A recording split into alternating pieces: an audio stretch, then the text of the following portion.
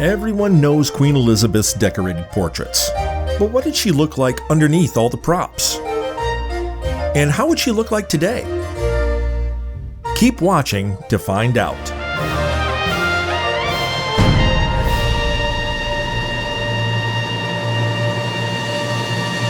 Elizabeth I was born on September 7, 1533 to Henry VIII and Anne Boleyn. Her mother was beheaded by her father for treason, and everyone who knows Henry VIII knows that he had a thing for beheading his wives. He was also responsible for separating the Church of England from the papal authority. This is known as the English Reformation.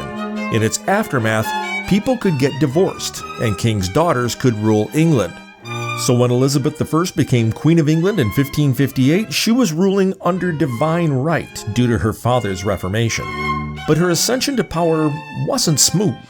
When Henry beheaded his wife Anne Boleyn, he also annulled their marriage, making Elizabeth an illegitimate child.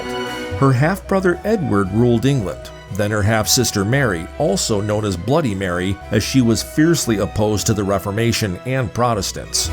Mary even imprisoned Elizabeth, suspecting that she had been supporting Protestant rebels, which was true. When she became queen, she established the English Protestant Church, which would become the Church of England. However, she never persecuted people of other faiths. Elizabeth is also known for her extremely decorated portraits, and just like in other cases from her era, these royal portraits aren't realistic renditions of the Queen. Kings and queens of Europe were known for showering themselves with props and symbols for the painter in order to send the world a message about their status and power. Artist Matt Collishaw, who set out to find what the Queen actually looked like, explains the unrealistic aspects of Elizabeth's portraits. Propaganda portraiture, once the reserve of the rich and powerful, is now in the hands of every teenager. The ability to curate your image to present a persona to the world. Elizabeth I pioneered this syndrome. So, if Elizabeth I would be alive today, would she be Instagramming heavily face-filtered selfies? Probably. In any case, Matt Collishaw used digital scanning, 3D printing, and animatronics to find out what Elizabeth's face really looked like. The mask of youth is the result. Similar to her face in the portraits, the Queen had a slim, elongated face with prominent cheekbones. Her deep, dark brown eyes show a wise figure, contemplating something that is out of our reach. And I think that can be quite controversial when you're working within the context of a historic house. But this was a house of delights. It was patronised by Henrietta Maria and Charles I, and we're doing exactly what they would have done 400 years ago. Collishaw's Mask of Youth is a simple and realistic depiction of a queen famous for her unrealistic portraits.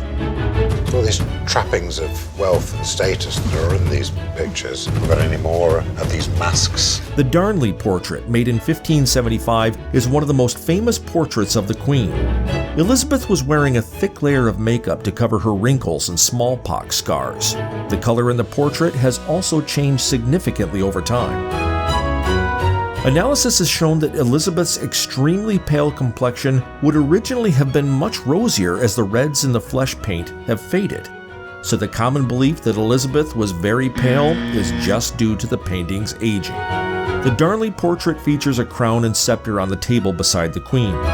These symbols of sovereignty were used for the first time as props rather than worn and carried in Tudor portraiture, a theme that would be expanded in later portraits. The exquisitely painted pendant jewel hanging from the Queen's waist is typical of Renaissance jewels. A large red ruby surrounded by Roman gods, showing the Queen's intellectual status. The Armada portrait is another great example of just how photoshopped our Queen was. It was made following her victory over Spain in 1588. Everything in this painting is a symbol. The Spanish Armada is depicted behind the Queen. Her hand rested on the globe, symbolizing her international power. She is subtly pointing to England. In the painting, Elizabeth is dressed in a lavish gown with puffed sleeves, bows, and an enormous ruff around her neck.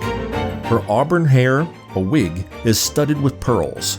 Her complexion is smooth and milk white, and she appears remarkably youthful considering she was, at this point, in her mid-50s. According to The Guardian, this carefully crafted image was explicitly designed to reinforce Elizabeth's divine queenship. Her black and white fashion statement was said to represent her purity.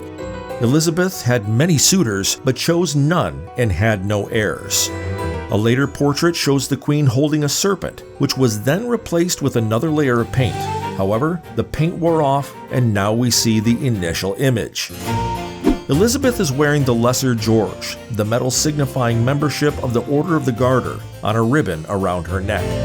The emblem of a serpent was an unusual choice.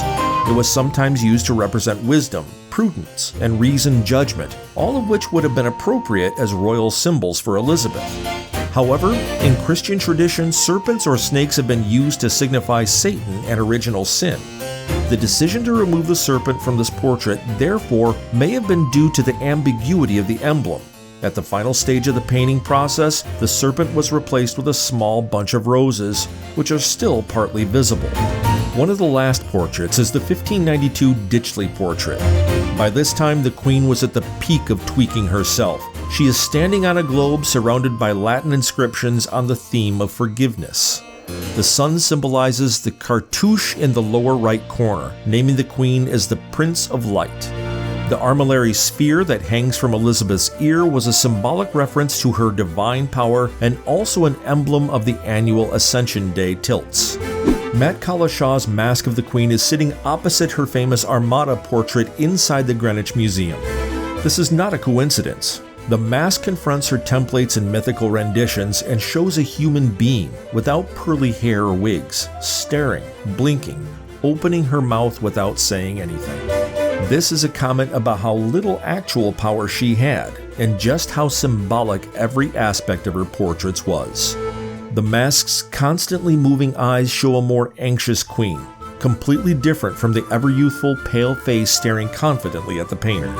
A simpler take on the question, how would the Queen look like today, is Becca Saladin's Photoshop art, showing the Queen's face transposed on a contemporary picture of a woman.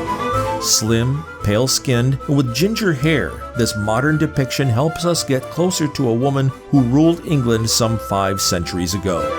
Another edit shows Elizabeth in a more fashion-centered instance, which is pretty credible considering how much the Queen valued her clothes and props.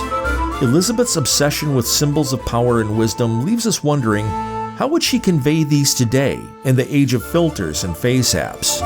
Well, to answer this question, we need to use our imagination, but science has been working hard in the last few decades through CT scans, CGI, and DNA analysis to show how kings and queens with tweaked portraits would look like today.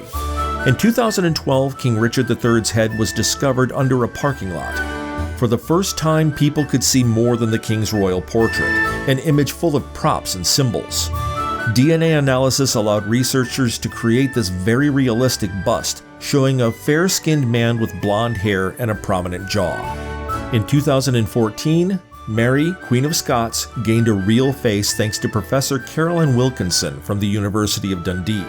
While her royal portrait shows a Christian queen who wanted to show her purity through her black and white dress and her belief through her cross at her neck, the facial reconstruction shows a realistic face with a very human smile. If that wasn't enough, do you know Henry IV of France? He was known as Good King Henry, remembered for his gentility and his great concern about the welfare of his subjects. He was also a Protestant, which brought him 12 assassination attempts, but Good King Henry survived the first 11. Here's an impressive facial reconstruction of the king, made by forensic artist Philippe Froche.